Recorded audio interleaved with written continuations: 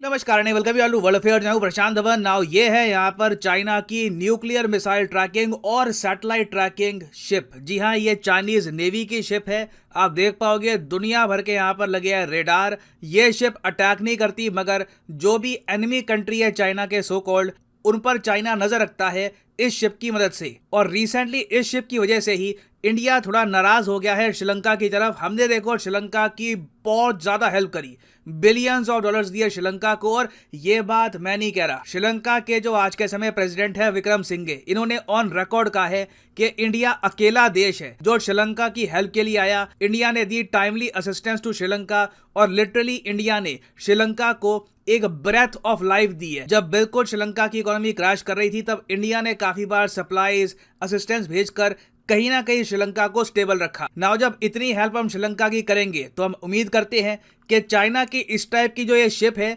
ये श्रीलंका अपने पोर्ट पर अलाउ नहीं करेगा, मगर श्रीलंका ने अलाउ कर दिया। और इसी वजह से आपने देखा होगा रिसेंटली आर्टिकल पब्लिश हुए हैं, इंडिया मिफ्ट होता है कि थोड़ा सा गुस्सा होना, नाराज होना किसी कंट्री से, तो India miffed at Colombo for allowing People's Liberation Army satellite tracker ship in Hambantota. अब श्रीलंका का आप अगर वर्जन देखो, वो कहते हैं कि इंडिया को कोई यहाँ पर टेंशन की बात नहीं है, हमने ना चाइना के रेडार ऑफ करवा दिए थे। तो इस वीडियो में मैं आपको बताऊंगा ये सारा इशू क्या है, इसकी शुरुआत कहां से हुई थी और चाइना ये सब क्यों कर रहा है। बहुत कुछ यहाँ पे आपको जानने को मिलेगा, मगर आगे बढ़ने से पहले आपसे एक क्वेश्चन पूछूंगा। क्वेश्चन यहाँ पर यह है कि वो कौन सा देश है जो इंटरनेशनल स्पेस स्टेशन को क्विट कर देगा, छोड़ देगा 2024 के बाद। ये रिसेंटली इस कंट्री ने किया है डिक्लेयर। ये है यहाँ पे आपकी ऑप्शन, जापान, फ्रांस, यूएसए या फिर रशिया।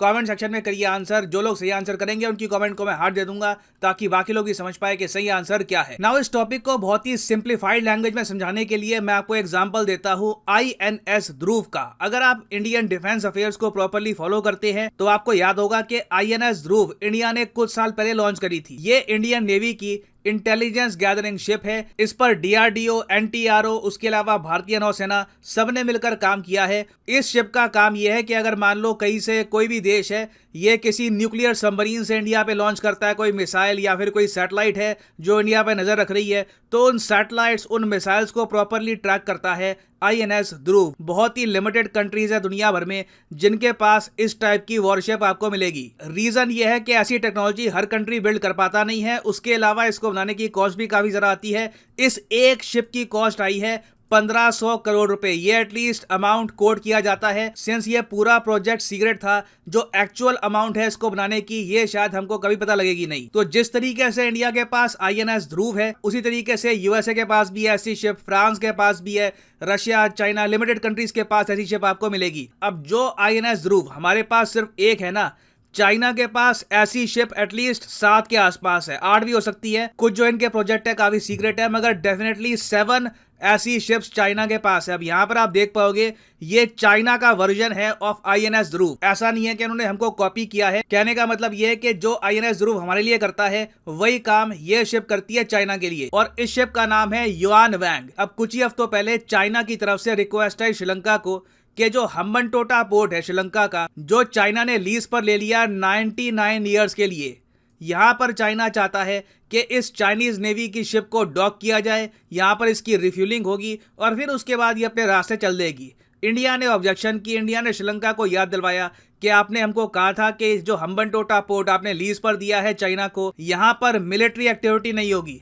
अब श्रीलंका भी यहाँ पर टेंशन में आ गया। श्रीलंका ने यहाँ पर फिर बीच का रास्ता निकाला और अजीब सा रास्ता निकाला।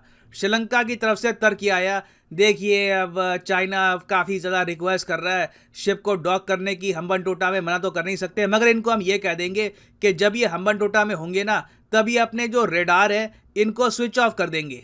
अब प्रॉब्लम देखो यहाँ पर यही है, श्रीलंका की मिलिट्री, इनकी इंटेलिजेंस, इनके पास इतनी कैपेबिलिटी नहीं है कि इतनी एडवांस्ड शिप का रेडार ऑन है, ऑफ है, क्या हो रहा है यहाँ पर, इसका पता भी लगा पाए। तो श्रीलंका की जो एश्योरेंसेज हैं बहुत ज़्यादा खोखली हैं और बहुत अजीब लगा देख करके इंडिया की इतनी हेल्प करने के बावजूद। एहसान फरामोशी मैं कहूँगा इसको, इतनी हेल्प करने के बावजूद विक्रम सिंघे ने खुद अप्रूवल दिया है। ऐसा नहीं है कि ये अप्रूवल पहले का मिला हुआ था, चाइना ने बस यहाँ पर शिप डॉक कर दी।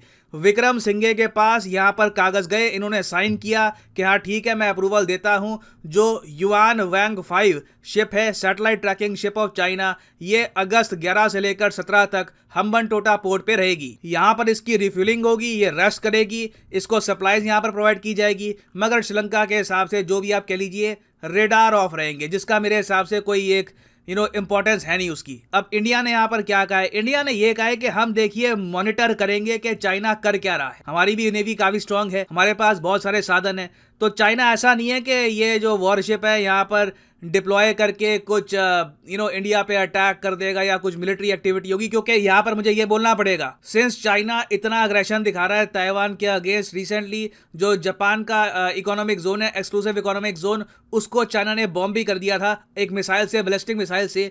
तो कहीं ना कहीं कंसर्न्स रेज होते हैं कि चाइना यहाँ पर ये करने की कोशिश क्यों कर रहा है। तो अभी के लिए कोई आसार लग नहीं रहे कि इंडिया पे कोई अटैक वगैरह करेगा चाइना। ये आप कह लीजिए चाइना अपनी मसल शो कर रहा है। लिटरली चाइना इंडिया को चेक में रख रहा है कि ईस्टर्न साइड में हम अभी काफी एंगेज्ड हैं, हम मिसाइल बरसा रहे हैं, यूएस की नेवी भी काफी पास आ चुकी है यहाँ पर। इस दौरान आप लोग हमारी जो वेस्टर्न बॉर्डर है, चाइना के हिसाब से इंडिया इनके वेस्ट में पड़ा ना, तो आप लोग हमारी वेस्टर्न बॉर्डर से कुछ करना दो, इसके लिए हम यहाँ पे अपनी शिप डिप्लॉय कर देंगे। ये चाइना का एक मैसेज है टू इंडिया। उसके अलावा देखिए चाइना यहाँ पर अपनी डोमिनेंस ये भी शो कर रहा है कि इंडिया ने ठीक है श्रीलंका की हेल्प करी होगी, मगर इन दी एंड जो मल्टी बिलियन डॉलर का चाइना ने लोन दे रखा है श्रीलंका को, जो इनडेप्टनेस है श्रीलंका की टू चाइना, इस वजह से श्रीलंका हमेशा चाइना के सामने झुकेगा और चाइना को जो चाहिए होगा श्रीलंका वो चाइना के लिए करेगा। अब यहाँ पे एक क्वेश्चन आ सकता है आपका कि श्रीलंका का ठीक है टोटल कितना डेट है टू चाइना, कितना इनको अभी लोन वापस कर रहा है। देखिए फॉरेन डेट की अगर मैं बात करूं, ये बाय द वे डेटा मैं आपको दिखा रहा हूं वॉइस ऑफ अमेरिका का। Voice of America US government का सरकारी न्यूज आउटलेट है। ये मैं आपको बता देता हूँ वैसे कि मैं सोर्स जो है कहाँ से ले रहा हूँ, ताकि आपको समझ में आ जाए कि डेटा ऑथेंटिक है नहीं है। तो जिस तरीके से इंडिया में दूरदर्शन है, यूएसए में है वॉइस ऑफ अमेरिका, तो वॉइस ऑफ अमेरिका ने खुद कैलकुलेट किया था कि जो टोटल फॉरेन डेट है श्रीलंका का, ये 51 बिलियन डॉलर्स के आसपास है। इसमें से चाइना का जो कर्ज है ये 7 से लेकर 8 बिलियन डॉलर्स के बीच में हो सकता है। ये एटलीस्ट पब्लिक के सामने है। कोई हिडन डेट अगर चाइना ने सीक्रेटली दिया था श्रीलंका को, जो श्रीलंका ने दुनिया को नहीं बताया, उसके बारे में मैं कुछ कह नहीं सकता, मगर डेफिनेटली 8 बिलियन डॉलर एक बड़ा अमाउंट होता है। ये अभी भी श्रीलंका को लौटाना है। और प्रॉब्लम देखो ये है कि ये अमाउंट चाइना ने दिया श्रीलंका को हैवी इंटरेस्ट रेट्स के अंडर, और इसलिए आपने देखा होगा श्रीलंका उन गिने चुने कंट्रीज में से है जो चाइना के समर्थन में आया वन चाइना पॉलिसी को लेकर। अभी रिसेंटली आपने देखा होगा जब ताइवान और चाइना का इशू आया, नैन्सी पेलोसी का इशू आया, उसके बाद कई कंट्रीज हैं उन्होंने चाइना के प्रति अपना समर्थन दिखाया, ये कहकर कि हम कंप्लीटली कमिटेड है टू वन चाइना पॉलिसी। ये स्टेटमेंट रिसेंटली दी है पाकिस्तान ने, उसके अलावा नॉर्थ कोरिया ने, रशिया ने, और श्रीलंका भी इन कंट्रीज की लिस्ट में शामिल हो गया। क्योंकि देखिए आज भी बहुत ज्यादा श्रीलंका पर प्रेशर है चाइना का, और इंडिया की रेजिस्टेंस के बावजूद चाइनीज नेवी की वॉरशिप आ ही गई श्रीलंका में। इससे चाइना ने इंडिया को भी एक मैसेज सेंड किया है कि हम उम्मीद करते हैं कि जिस तरीके से Pakistan, Sri Lanka, North Korea, Russia, कई और देश वन चाइना पॉलिसी को सपोर्ट करते हैं, hope India will support China's effort to defend its sovereignty as well. China चाहता है कि इवेंचुअली इंडिया भी इसी लाइन पे आ जाए और बाकी सब कंट्रीज की तरह हम भी बोले कि हम भी कमिटेड है वन चाइना पॉलिसी की तरफ।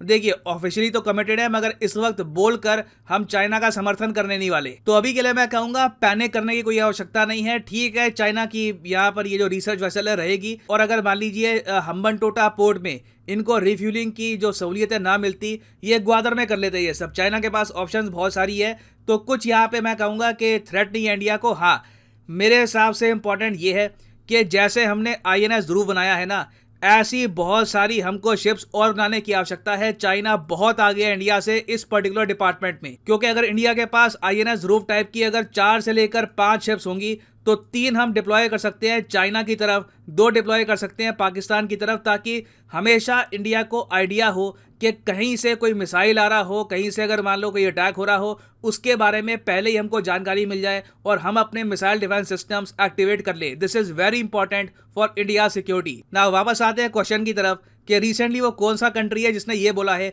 कि ये इंटरनेशनल स्पेस स्टेशन को छोड़ देगा 2024 के बाद से। तो सही उत्तर यहाँ पे है option D, the country of Russia. Recently आपको पता होगा रशिया ने ये कहा है कि ये इंटरनेशनल स्पेस स्टेशन छोड़ देंगे। पॉसिबिलिटी है कि ये चाइना के साथ, जो चाइना का स्पेस स्टेशन बन रहा है, वहां पर कॉपरेशन करेंगे और आप देखोगे इन द फ्यूचर रशिया और चाइना स्पेस में मैसिव प्रोजेक्ट्स लॉन्च करेंगे। और फाइनली यहाँ पर मैं ये भी ऐड कर दूं कि आप अगर किसी भी एग्जाम की तैयारी कर रहे हो, चाहे UPSC, SSC, bank exam, NEET, IIT, JEE, आप कमेंट सेक्शन में जाइए।